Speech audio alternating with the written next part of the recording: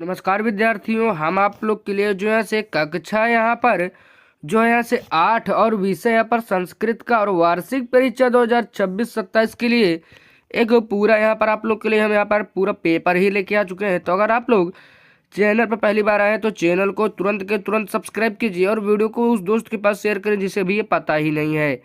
तो चलिए जो है हम लोग इस प्रश्न पत्र को हल करें ताकि जब भी आपकी परीक्षा में आए तब आप लोग एकदम अच्छा अंक और सबसे टॉप वाला अंक प्राप्त करें। तो यहाँ पर विषय संस्कृत का समय 3 घंटे का, पूर्णांक 70 का, और यहाँ पर आप लोग को अपना नाम और नीचे अनुक्रमांक यहाँ पर लिख देना होगा। और सभी पेपर की तरह यहाँ पर इसमें भी आपको कुछ सामान्य निर्देश मिल जाएंगे, तो इसको अच्छे से पढ़ लेना होगा। उसके बाद पहले प्रश्न को देखते हैं। तो कह रहा है अपठत क्रियापद में कौन सा लकार है? तो यहाँ पर हमारा लंग लकार करेक्ट हो जाएगा। दूसरा प्रश्न कह रहा है वधुधन आगनम की संधि होगी? तो यहाँ पर हमारा वध्वागनम यहाँ पर करेक्ट ऑप्शन हो जाएगा। इसके बाद आगे बढ़ेंगे तो तीसरा प्रश्न कह रहा है पितृ शब्द का षष्ठी एक वचन रूप कौन सा है? तो हम लोग जानते हैं यहाँ पर हमारा पितु, इसमें बी वाला करेक्ट ऑप्शन हो जाएगा। अगला प्रश्न कह रहा है राजन धन सभा का समस्त पद एवं समास होगा? तो यहाँ पर हमारा इसमें राज्यसभा का तत्पुरुष इसमें करेक्ट ऑप्शन हो जाता है। इसके बाद यहाँ पर हम लोग पांचवें प्रश्न को देखते हैं। कह रहा है यत्र ज्ञानम तत्र सुखम में यहाँ पर हमारा वाक्य में तत्र किस अर्थ में प्रयुक्त है? तो हम लोग वहां जानते हैं, करेक्ट हो जाएगा। उसके बाद खंड खा में यहाँ पर हम लोग प्रश्न देखते हैं। तो यहाँ पर मैं आप लोग को बता दे रहा हूँ सीधे आपको करना क्या है, ज़्यादा इसमें करेंगे नहीं हम लोग। तो यहाँ पर हम लोग को छठवें प्रश्न में यहाँ पर इन शब्दों का हिंदी में अर्थ लिखना होगा, और सातवें में हम लोग को यहाँ पर जो रिक्त स्थान दिया गया इसको हमें भरना होगा, जो यहाँ पर ये साइड में दिए गए हैं इन शब्दों के अनुसार। और उसके बाद यहाँ पर आठवें प्रश्न को देखेंगे तो हम लोग को कह रहा है कि मत शब्द स्त्रीलिंग इकार अंत के प्रथमा कि पंचमी विभक्ति के तीनों वचन यहाँ पर आपको रूप लिखना होगा। उसके बाद नौवें में यहाँ पर जो हम लोग को वाक्य दिए गए हैं संस्कृत में हिंदी में, इसे में संस्कृत में अनुवाद करना होगा। और नीचे वाले 10वें में हम लोग को संस्कृत में दिया गया और यहाँ पर हम लोग को हिंदी में इसे करना होगा। इसी प्रकार से यहाँ पर आप लोग को करना होगा। उसके बाद 11वें प्रश्न को हमें संधि विच्छेद करना होगा। उसके बाद 12वें में कह रहा है स्तंभ, यहाँ पर स्तंभ का को खा से मिलाना है। जैसे यहाँ पर हमारा अव्ययी भाव समास, तो यहाँ पर आप लोग को इसको यहाँ पर इसी प्रकार से मिलाना होगा, जो भी यहाँ पर अव्ययी भाव समास हो।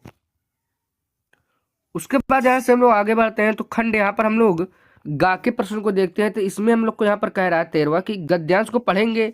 इस गद्यांश यहाँ पर हम लोग को दिया गया है। उसके बाद यहाँ से हम लोग गद्यांश को देखेंगे तो यहाँ पर हम लोग से नीचे यहाँ पर गद्यांश से प्रश्न पूछेगा, ये यू हमारा ऐसा हो जाएगा। उसके बाद 14वें प्रश्न में देखेंगे तो कह रहा है पितृ शब्द का पुल्लिंग ऋकारांत के सभी विभक्तियों के तीनों वचनों को पूर्ण शब्द में लिखिए।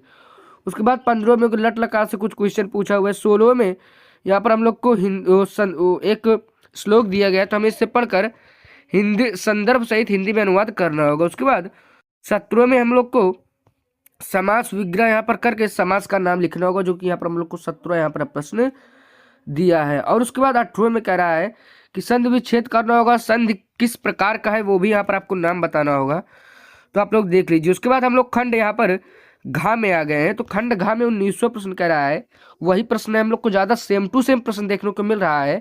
तो यहाँ पर हम लोग को जैसे यहाँ पर दिया गया है अहिंसा परमो धर्म, यह हमारा एक प्रकार का श्लोक है। तो इसको हम लोग को यहाँ पर हिंदी अनुवाद करना होगा, संदर्भ भी और प्रसंग भी लिखना होगा। उसके बाद अथवा में हम लोग को एक प्रश्न दिया गया, अगर आपको ऊपर वाला ना है तो आप लोग यहाँ पर अथवा इसको यहाँ पर कर सकते हैं। उसके बाद 20वां प्रश्न कह रहा है कि राजन शब्द पुल्लिंग नकारांत के सभी विभक्तियों के 3 वचनों में पूर्ण शब्द लिखिए। अथवा में एक प्रश्न दिया गया है।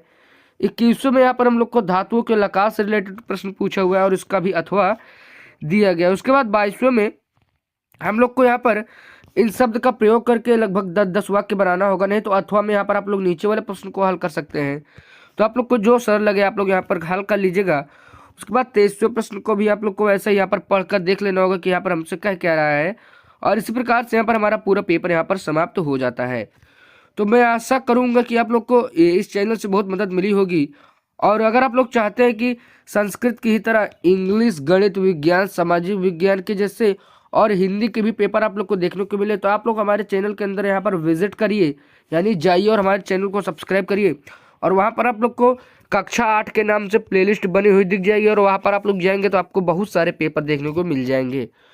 तो मैं चाहता हूँ आप लोग चैनल को जरूर सब्सक्राइब करें, क्योंकि इस चैनल पर आप लोग को ऐसा ही कंटेंट यहाँ पर मिलता रहता है। और वीडियो को अपने दोस्त के पास शेयर करें जरूर, जिससे भी ये पता ही नहीं है कि पेपर भी यहाँ भी आ गया है। तो चलिए मैं हम लोगों की शोर वीडियो मिलकर जाने से पहले चैनल को सब्सक्राइब जरूर करें।